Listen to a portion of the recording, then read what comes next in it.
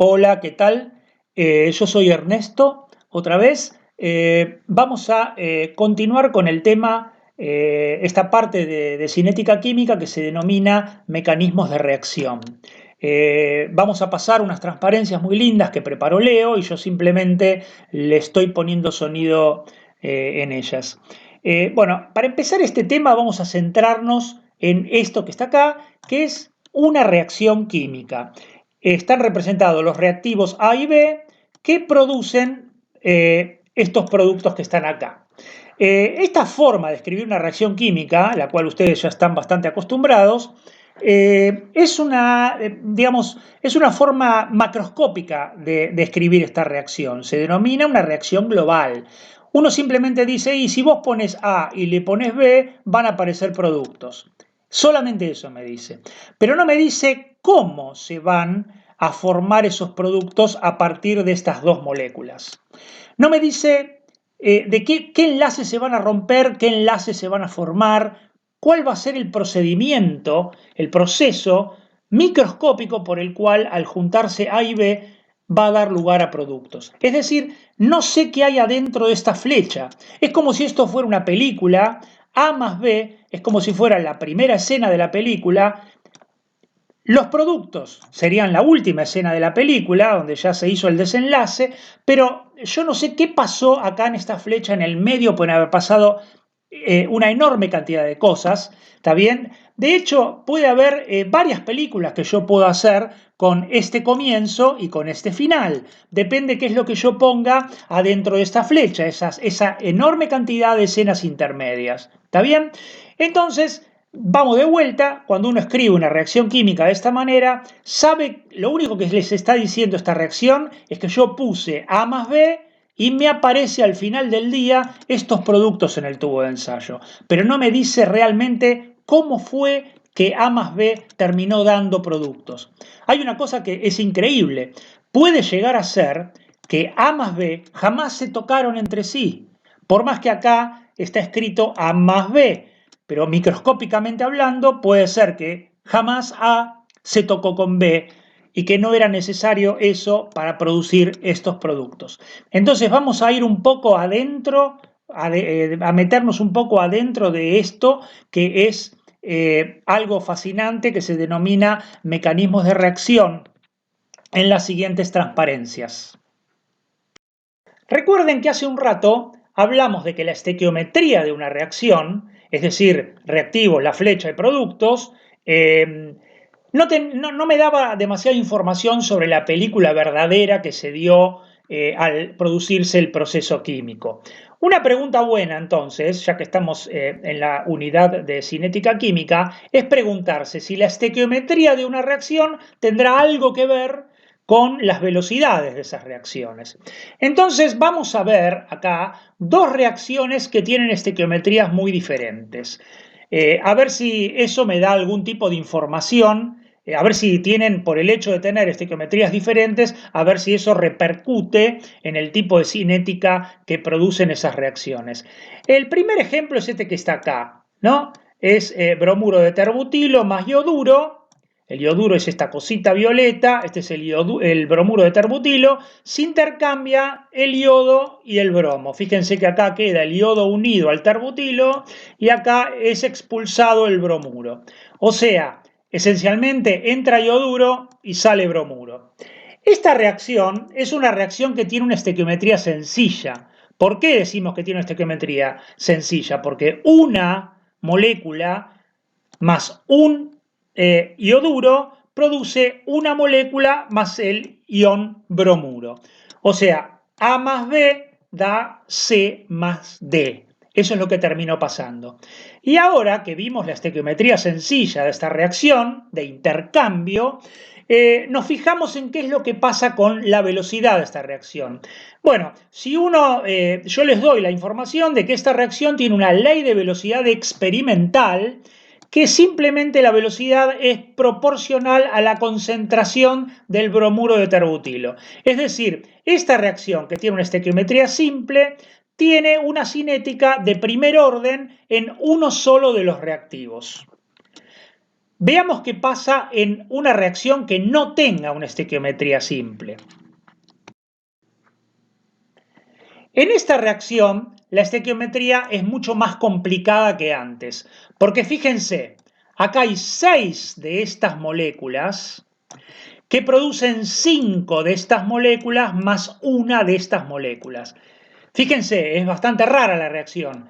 Acá tenés un núcleo metálico de hierro que tiene 5 cianuros, 4 en el ecuador y uno acá al costado, y una molécula de agua acá arriba. Esos 6 moléculas de este tipo se reordenan produciendo 5 moléculas, todas llenas de cianuro, y el agua que está acá se juntan todas con un centro metálico al costado de este. O sea que es una reacción bastante complicada desde el punto de vista de estequiometría, ¿no? Acá la primera escena de la película se juntan estos 6 de estos monos, y en la última escena hay 5 de estos y esta que escapó. Pero entonces, el hecho de que esta estequiometría sea complicada, el hecho de que la primera y la última escena de este proceso químico sean complicados porque tienen números grandes, fíjense acá está escrita la reacción en forma, digamos, de la nomenclatura habitual. ¿Qué pasará? ¿Esto afectará de alguna manera? ¿Tendrá, por ejemplo, una cinética muchísimo más complicada que antes por el hecho de que esto es así? La respuesta es que no, porque la ley de velocidad experimental para esta reacción compleja también es de primer orden en este reactivo, de la misma manera que antes pasaba en la reacción simple. Entonces, con esto deducimos que la estequiometría de la reacción no tiene absolutamente nada que ver con la cinética de esa reacción, o sea, con la velocidad con la que se desarrolla ese proceso. Uno ya empieza a sospechar que la cinética de la reacción tiene que ver con lo que pasa acá adentro. Las escenas intermedias de la película está la información de qué es lo que va a pasar con la cinética de este proceso. Concluimos entonces que ambos procesos, el simple y el complejo, ambos tienen cinética de primer orden, y la conclusión sería que la ley de velocidad no refleja la estequiometría neta de las reacciones. Y entonces, era lo que ya estábamos sospechando, la cinética de las reacciones se vinculan con la forma en que las reacciones ocurren microscópicamente, es decir, con las escenas intermedias, los procesos atómico-moleculares intermedios que me están llevando desde este lugar a este.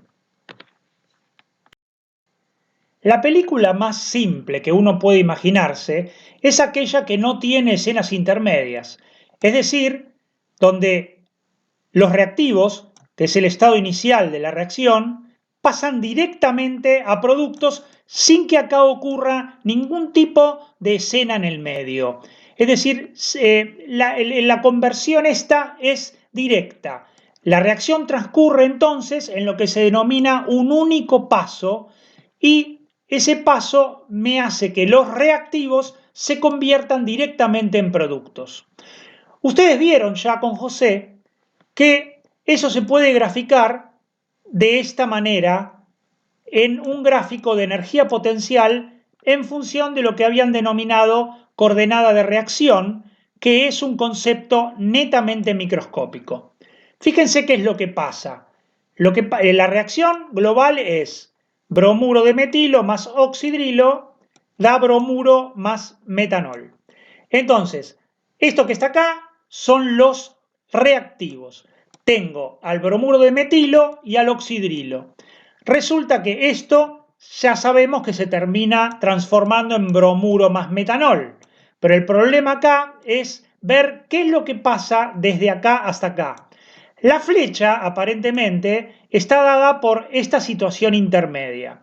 Entonces, ustedes ya saben, porque lo vieron con José, que esta situación que está acá, que son los reactivos, pasan por una situación de estrés en donde el oxidrilo ataca a este centro, distorsionando la posición de estos 3 enlaces de hidrógeno, fíjense, quedando como un ecuador, y acá una coordenada en la que el oxidrilo pinchó y desplazó al bromuro hacia allá. Esto que está acá es un estado tensionado respecto del estado de reactivos. ¿Está bien? Para llegar a este estado tensionado, vieron con José, uno tenía que echar mano de la energía cinética que andaba disponible por ahí por el sistema, levantar o sea, subir esta curva de energía potencial, llegar a esta situación tensionada y después ya todo es más fácil porque todo viene barranca abajo, en donde se escupe el bromuro hacia allá y el oxidrilo te queda, fíjense, unido acá formando el metanol. Es decir, entra el oxidrilo por este lado y el bromuro sale para el mismo lado del ataque del oxidrilo. Esta reacción, ya vieron ustedes, es una reacción que procede en un único paso porque hay una única situación tensa que ustedes habían llamado un complejo activado o un estado de transición. Las reacciones que transcurren en un único paso, de reactivos a productos, pasan por un único estado de transición, levantando una sola colina de potencial. Fíjense que la reacción global en este caso, de casualidad, y solo porque este proceso es un proceso de un único paso, se parece bastante a lo que realmente pasó. Como no hubo escenas en el medio, esto que dice acá es lo que realmente pasó porque realmente a nivel microscópico hubo un acercamiento entre el oxidrilo y el bromuro de metilo, que es lo que dice acá. Pero eso solo pasa, como vamos a ver más adelante, en reacciones que no tienen acá en el medio escenas intermedias. Resumiendo entonces, estas reacciones de un único paso siguen un camino de energía potencial, tal cual como lo hablaron con José, pasando por un único complejo activado o un único estado de transición, se tensionan y termina el desenlace intercambiándose oxidrilo por bromuro.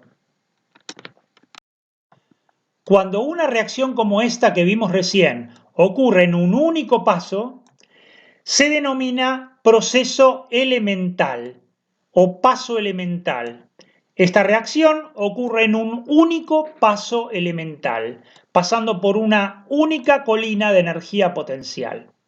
Entonces, cuando el proceso transcurre en un único paso elemental, la ley de velocidad refleja la probabilidad de encuentro entre las moléculas esta y esta, que es lo mismo que decía la reacción global. Es decir, cuando estamos frente a una reacción que ocurre de manera como paso elemental, la reacción global pasa a decirme lo que realmente pasó, que hubo una colisión entre esto y esto. Entonces, la ley de velocidad en esos casos es una constante por lo que diga la reacción global de ese paso elemental.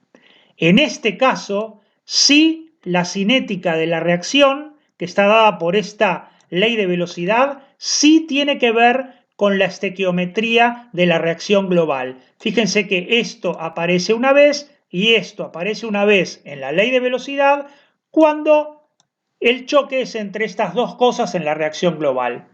Entonces, la estequiometría de una reacción global en general no tiene nada que ver con la cinética, excepto para estas películas aburridas que no tienen escenas en el medio, en donde los reactivos van de cabeza a los productos después de pasar por su estado tensionado. La reacción global tiene que ver entonces con la ley de velocidad solo en pasos elementales. Pero, como ustedes ya se darán una idea, es común que los procesos no sean todos directos desde el reactivo al producto, sino que hay muchísimos procesos que involucran varias etapas. Acá, por ejemplo, tenemos uno de ellos. Fíjense, la reacción global es que A da C. Sin embargo, esto es lo que pasa realmente. Hay una escena intermedia en la película y para que A pase a C, tengo que pasar primero por la escena del medio, que es que se produzca B. Es decir, que como decíamos antes, que no te engañe la reacción global, donde parece que A es el que realmente produce, microscópicamente hablando, al compuesto C, porque eso realmente no pasa. Lo que pasa es que A formó a B y es B el que da C. ¿Se entiende? Esto es una reacción que tiene un paso intermedio.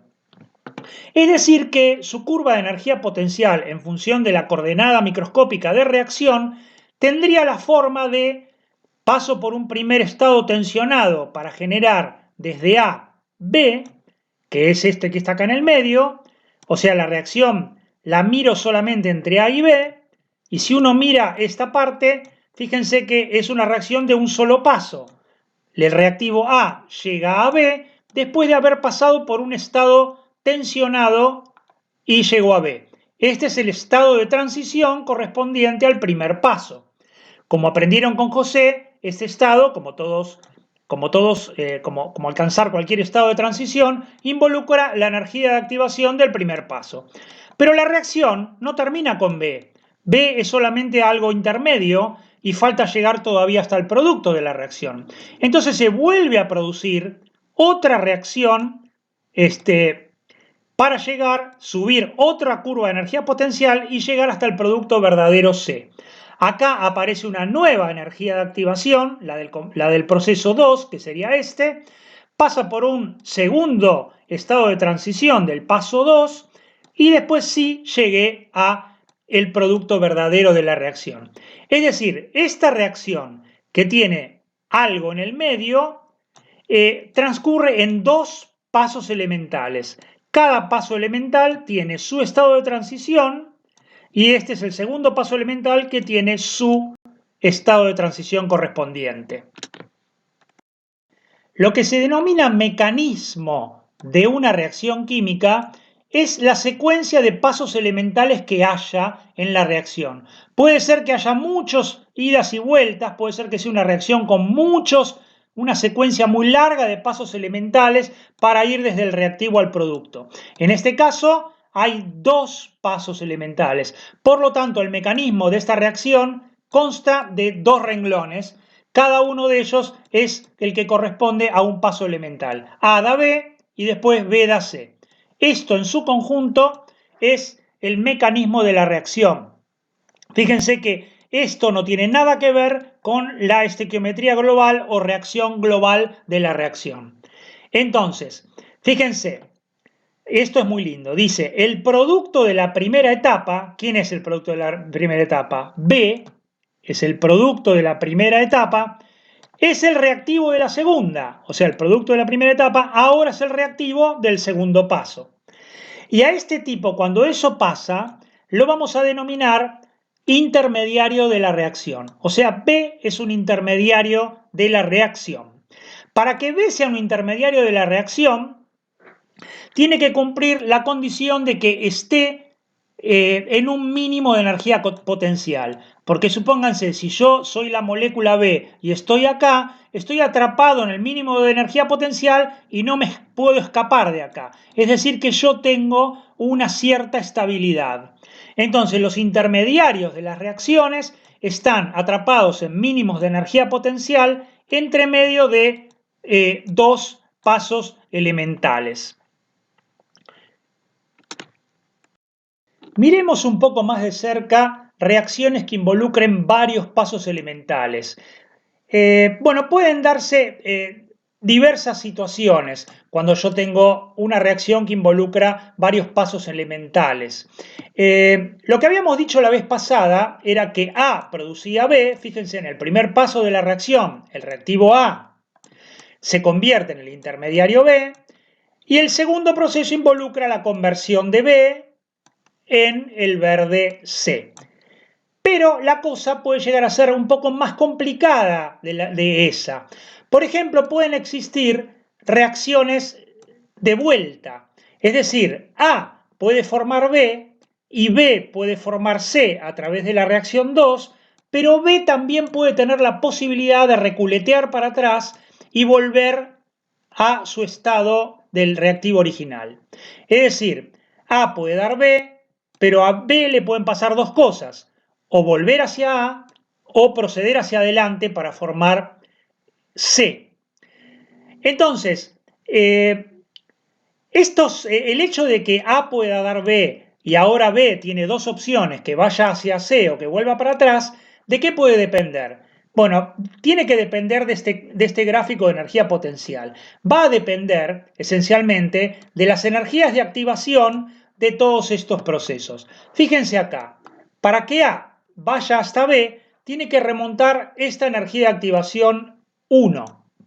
Una vez que yo llegué a B, si yo quiero ir hasta C, B tiene que remontar la energía de activación 2. ¿Cómo tendría que hacer B para reculetear para atrás y volver a A? Bueno, B tendría que remontar la energía que está desde acá hasta acá, que la llamamos energía de activación del paso -1.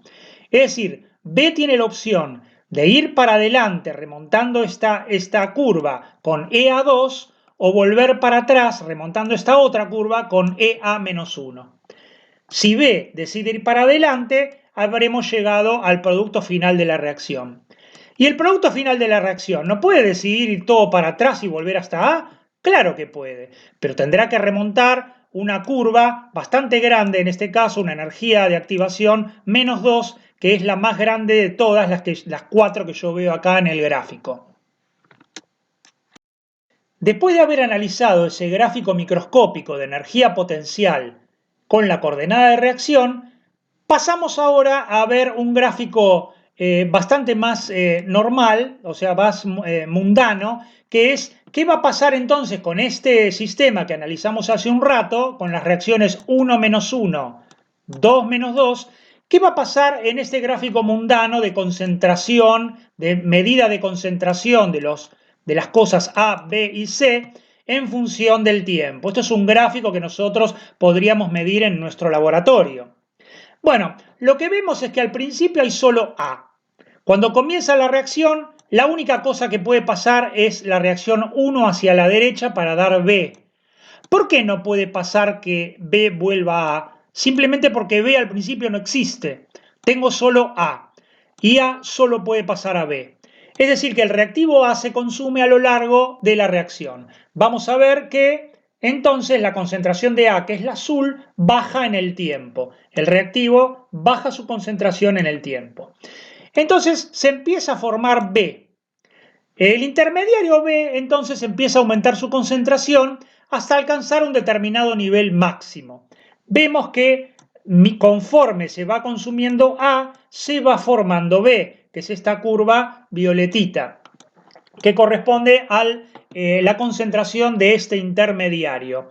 A partir del momento entonces que llega al máximo, el intermediario B se consume más rápido que el ritmo al cual se genera a partir de A.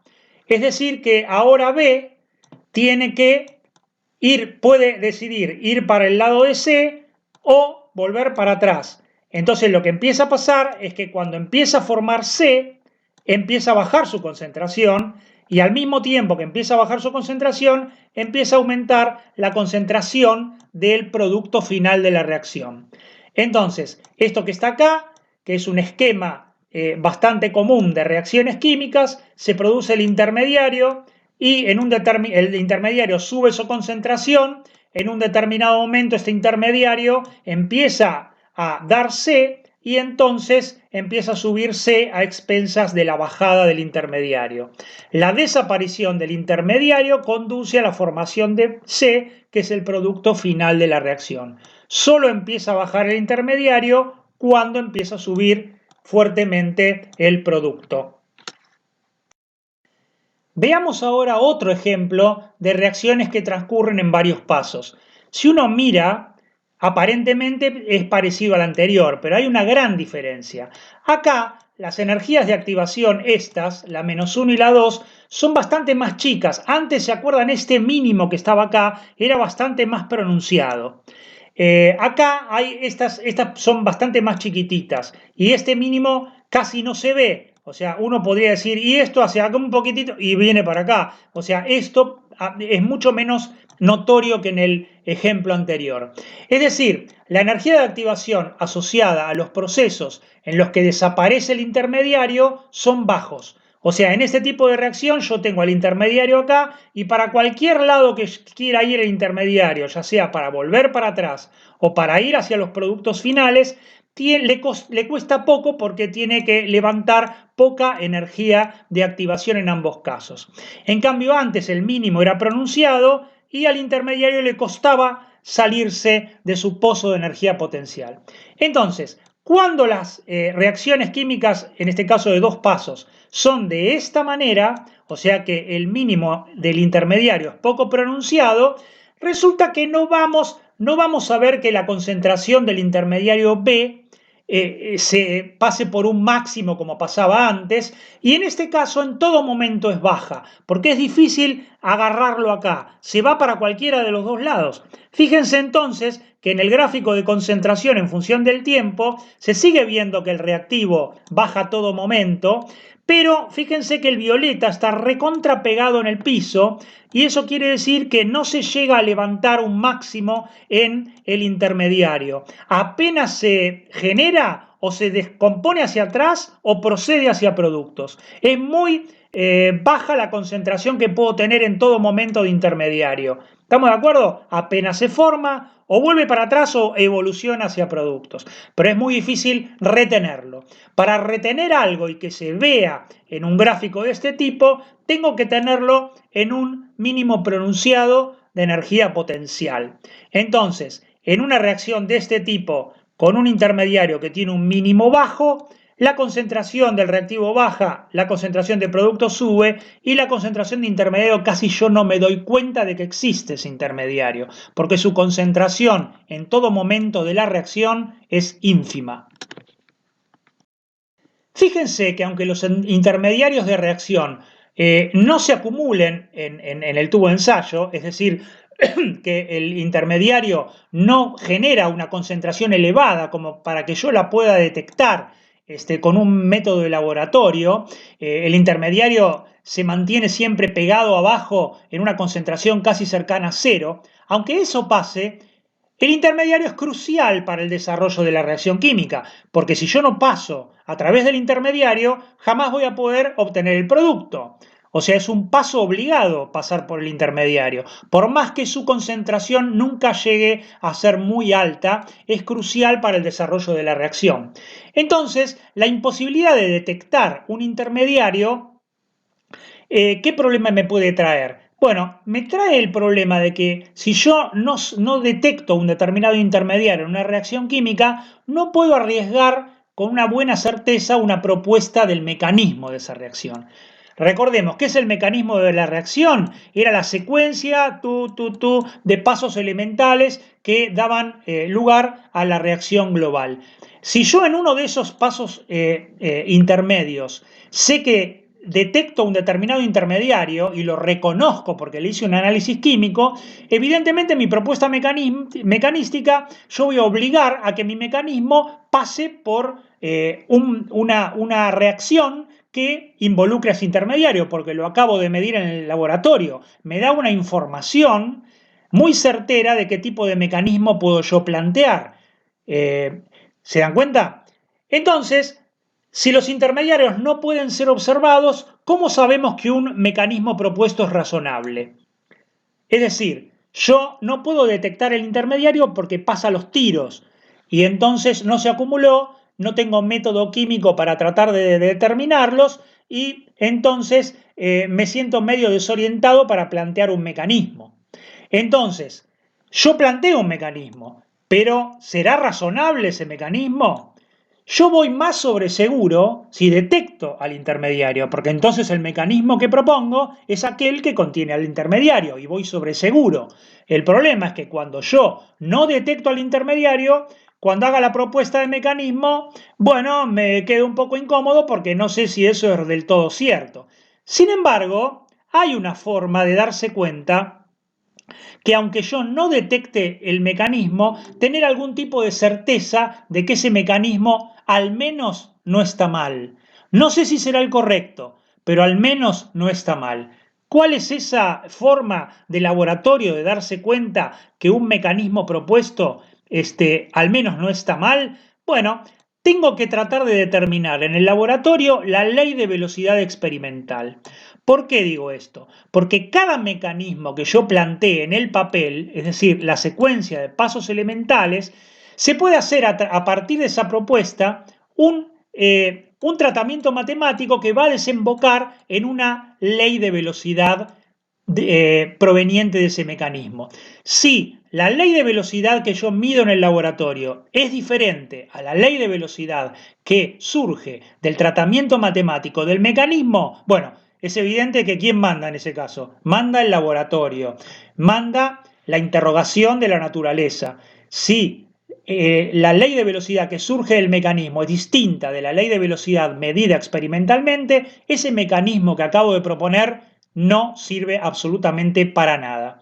Entonces, la ley de velocidad experimental me da una información sobre el mecanismo de la reacción. Al menos me dice si es posible, no se arriesga, o si es directamente algo que es incorrecto. Fíjense entonces algo loco que está pasando acá. Al menos haciendo una medida en el laboratorio y determinando la ley de velocidad experimental, yo alguna idea tengo de cómo será esa película microscópica que me lleva del reactivo al producto. Al menos sé las películas que no son las correctas. Y tengo alguna propuesta que sobrevive que puede llegar a ser correcta. Mucho más seguro estaría yo en decir qué tipo de película está pasando entre el reactivo y el producto si llegara a tener la suerte de que ese intermediario queda capturado un rato largo en un mínimo de energía potencial y lo puedo medir con algún método rápido de detección en el laboratorio. Vamos a ver ahora entonces, en dos ejemplos, cómo es que un mecanismo de reacción se puede tratar matemáticamente o con algún tipo de razonamiento para que me produzca su ecuación de velocidad o ley de velocidad asociada. Vamos a ver entonces cómo un mecanismo se asocia a una ley de velocidad. Entonces, después yo tendría que ir a medir al laboratorio y ver si esa ley de velocidad que generó el mecanismo es correcta, entonces el mecanismo sobrevive, y si es incorrecta, tacho al mecanismo. Entonces, vamos a considerar esta reacción que estábamos viendo hace un rato, ¿se acuerdan? Con un mínimo poco pronunciado, de la reacción en la que A daba B como intermediario y después el intermediario seguía para el lado del producto. Entonces, acá, de los dos pasos, llegar desde A a B o desde B a C, ¿cuál es el paso más lento de todos? El paso más lento es generar B, porque desde A para la generación de B tengo que remontar esta enorme energía de activación. Si yo ya llegué a B, pasar a C es más fácil porque la energía de activación es mucho más chica que la primera. Es decir, que acá lo difícil es hacer el primer paso. El segundo paso no es tan difícil. Entonces, cada vez que una molécula de reactivo se convierte en el intermediario, este último es consumido después rápidamente con una barrera de activación más chica, que es esta, para convertirse en el producto. Entonces, la velocidad de aparición del producto, que es esto al final del día, en el segundo paso de la reacción, no es la que limita el proceso total. La que limita el proceso total es la subida de la primera barrera de activación, porque una vez que yo llegué acá, después la cosa viene fácil.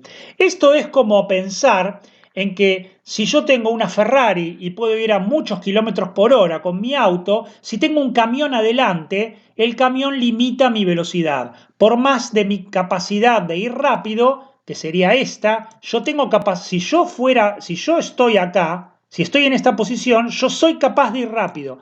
El problema es que para llegar acá, tengo que partir de acá por un paso que es muy lento.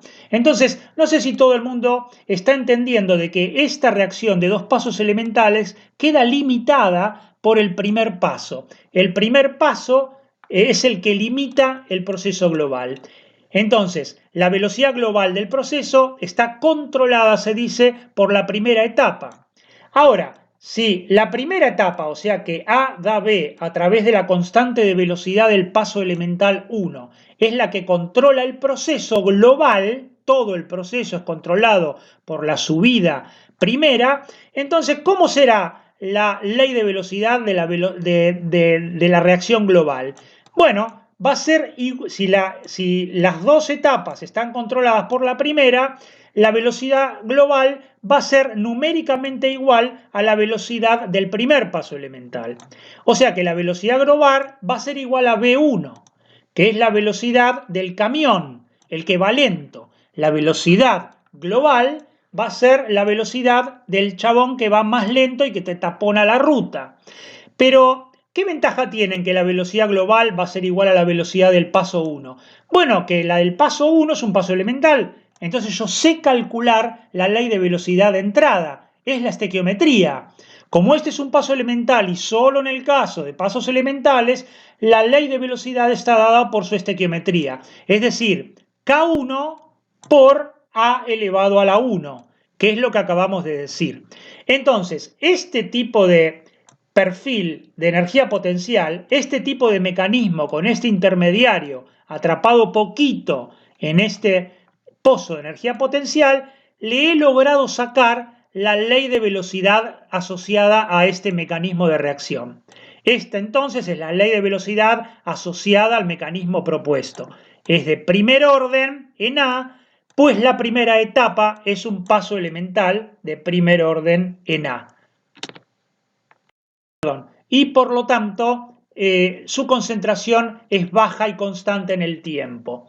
Esto es equivalente a decir que la velocidad de formación de la especie intermediario es igual a la velocidad de la destrucción de la especie intermediario.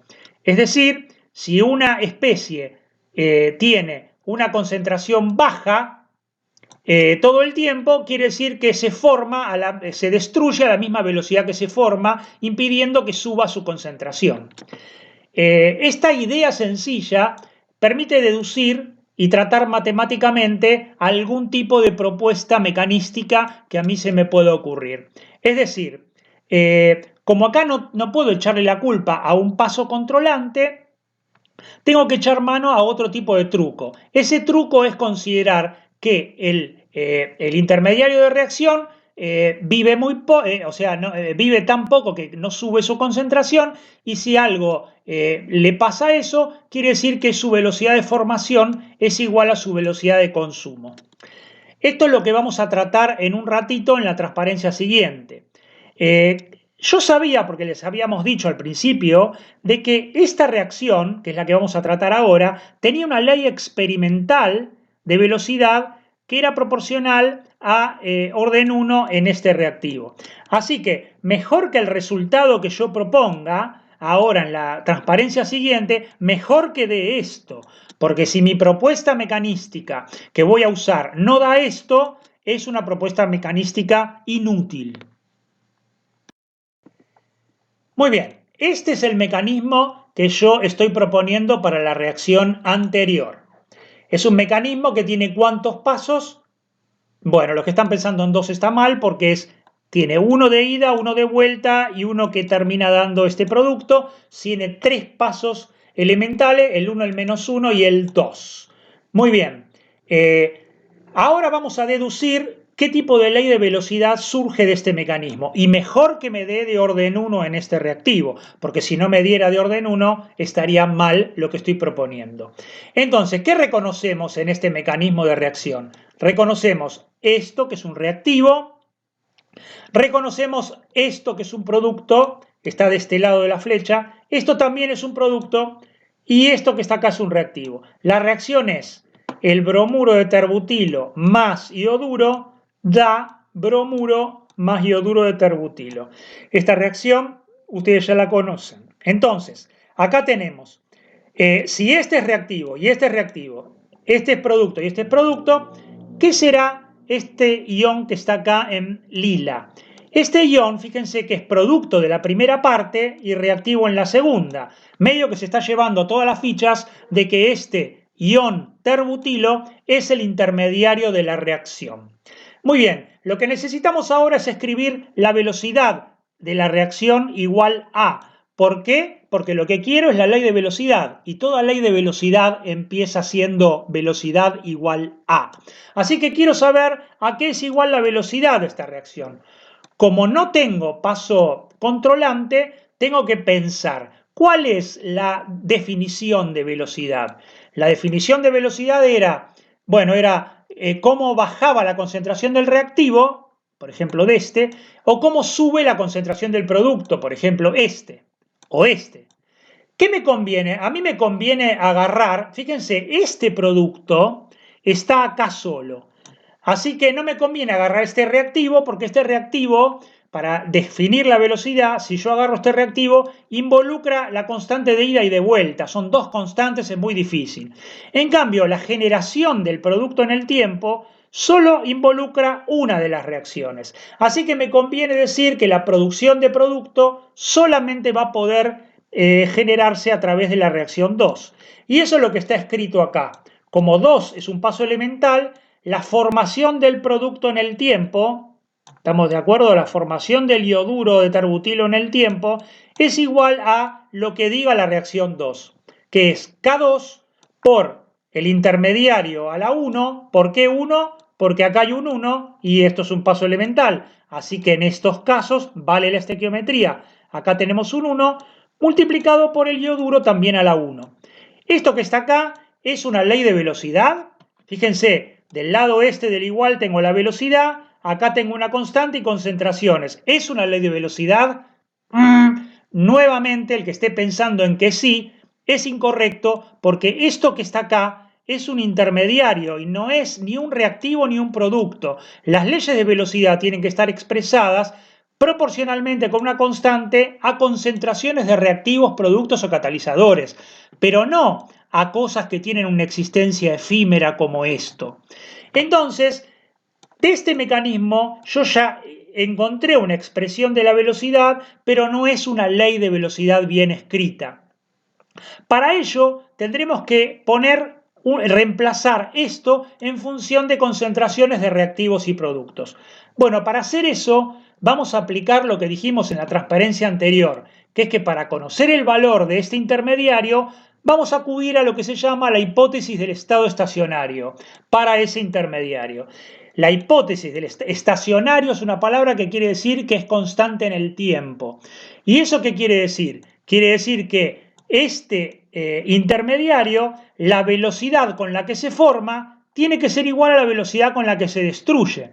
Y eso es lo que está escrito acá. Fíjense, ¿cuál es la velocidad en este mecanismo con el que se forma este intermediario? Bueno, se forma desde acá yendo hasta acá a través de la reacción 1 y ¿hay otra cosa que forme a este intermediario? No, porque esta flecha destruye el intermediario y esta flecha también lo destruye. Entonces, la formación del intermediario es lo que está de este lado del igual.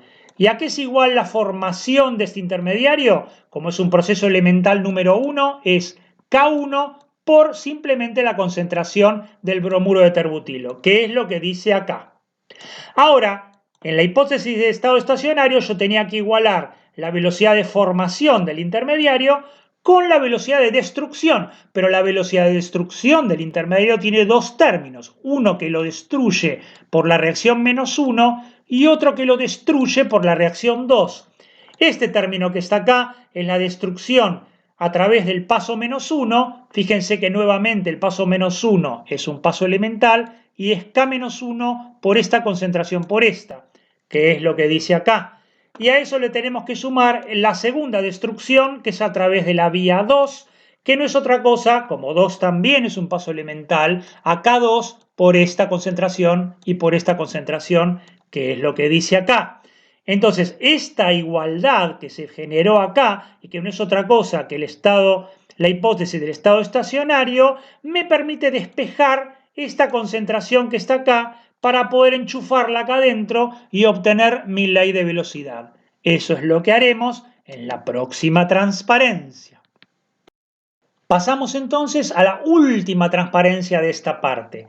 Esta que está acá es la expresión que digamos, despejamos de el planteo anterior de estado estacionario. Y como les dije, esta expresión se enchufa en la expresión de velocidad, que era la 1, obteniendo esto, que es la ecuación 4. Mi pregunta es, ahora que reemplacé esto, que era feo, porque este no tenía que un intermediario no forma parte de ecuaciones de velocidad o de leyes de velocidad, ahora que me lo saqué de encima usando la aproximación del estado estacionario, pregunto, ¿esto es ahora una buena expresión de ley de velocidad para la reacción?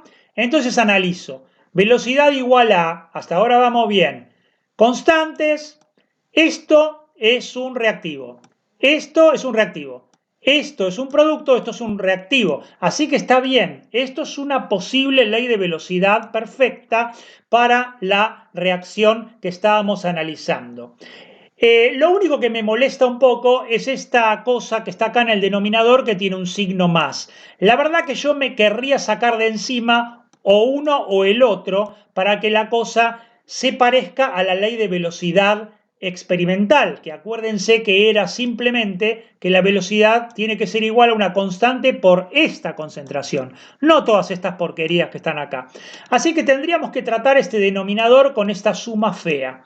Para hacerlo, lo único que podemos hacer en este momento es tratar de ver si uno de estos dos términos es despreciable respecto del otro.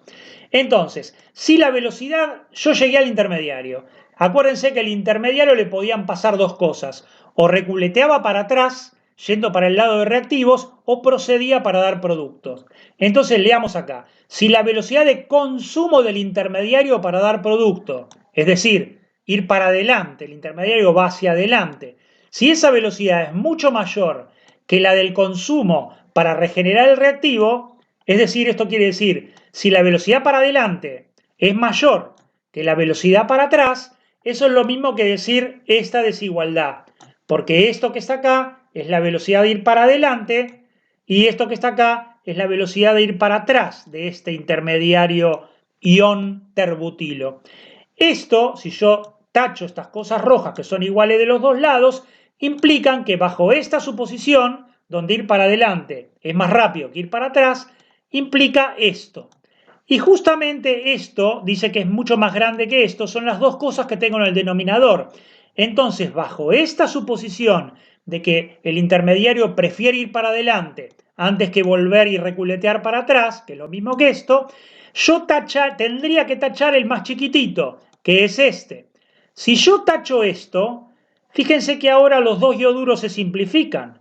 Y entonces me queda K2 por K1 sobre K2. Los K2 también se simplifican. Entonces, ¿qué me queda de acá? Me queda que B es igual a K1 por la concentración del producto, que coincide con la ley experimental de velocidad. Es decir, que el mecanismo anterior es correcto al menos, no sé si será el que microscópicamente se dé, pero al menos produce una ley de velocidad que es igual a la experimental, bajo esta suposición de que una vez formado el ion terbutilo, al ion terbutilo le gusta mucho más ir para adelante que reculetear para atrás. Leamos esta frase final que puso Leo, que es hermosa y da cuenta de lo que acabamos de decir recién. Mientras que la falta de acuerdo con la expresión experimental de la ley de velocidad, ¿no?, obligaría a descartar la propuesta mecanística, o sea, si no hubiera acuerdo, seguro que estaba mal, la concordancia, que es lo que pasó acá, indica que el mecanismo es plausible, pero nunca constituye una demostración.